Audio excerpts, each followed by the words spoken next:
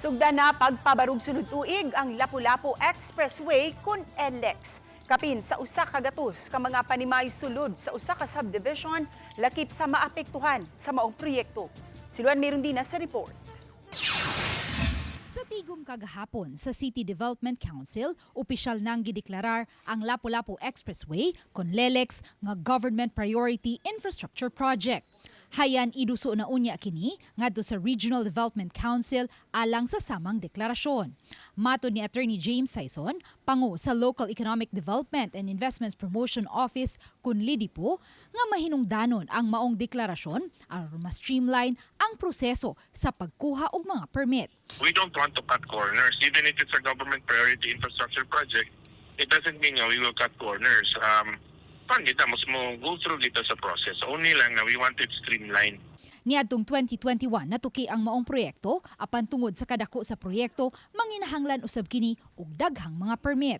Ubos sa joint venture agreement ang pondo magikan sa private proponent. Only the government will exercise its power to expropriate.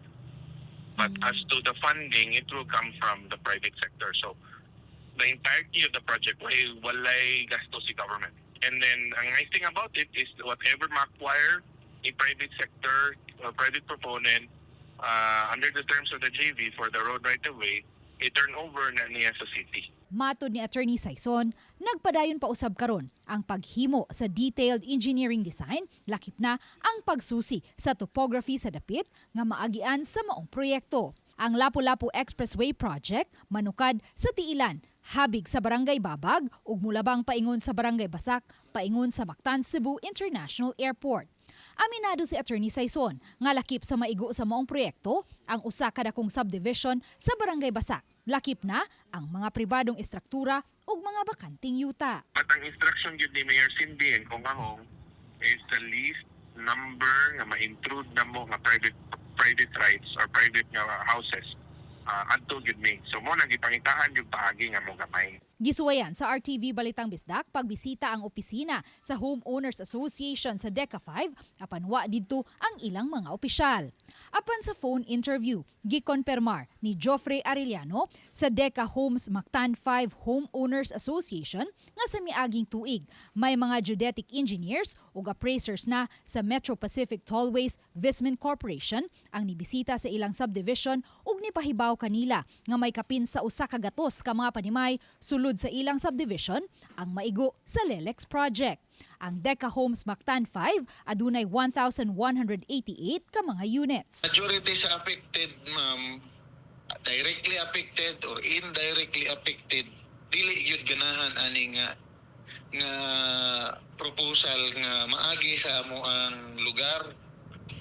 Bahala daw asa ni kuan iliko or iagi ayaw lang diri sa amo ang subdivision kung mahimo. Lara man to kabuk nagpa-appraise sa 130 plus nga directly affected wa may pila ra gyud ka lugas ma'am ang nagpa-appraise. Dugang ni Arellano nga samtang aduna sila'y Homeowners Association. Wala sila'y hiniusang baruganan sa maong proyekto o gitugyan nila ngadto sa matag homeowner ang desisyon. Matod ni Arellano, wala moagi og public consultation ang maong proyekto ug nakurat na lang sila nga adunay mga nibisita sa ilang subdivision ug nag-appraise sa ilang mga units. Bayaran nila na labi na katong wala pa na impas, naagi portion nga mapunta sa bangko, sa pag-ibig o sa developer, labi na katong mga in-house. Dayon, pilay mahibilin, mao na lang na mo Kung murag dili po siguro na maayo. Sa pagkakaron, wala pa usab sila'y nadawat nga pahibaw, gikan sa Lapu-Lapu City Government, kabahin sa maong proyekto. Nga mo na lang di pangayo, yun ani ma'am, nga matubag ang among dugay ng pangutana ma'am, nga kanus aman mininyo tagaan o kaning figure kung kanus amin ninyo anhion diri balikan diri nga paypalon mi kung pila ang inyong presyo nga sa pagpalit sa among unit aron makamubo na mi sa mong kinabuhi. Once we have the appraisal report sa city, amo nang ibangga, then we will offer. Ipatawag na namo ang mga tao. But that's going to take up a whole process, dugay na nga proseso.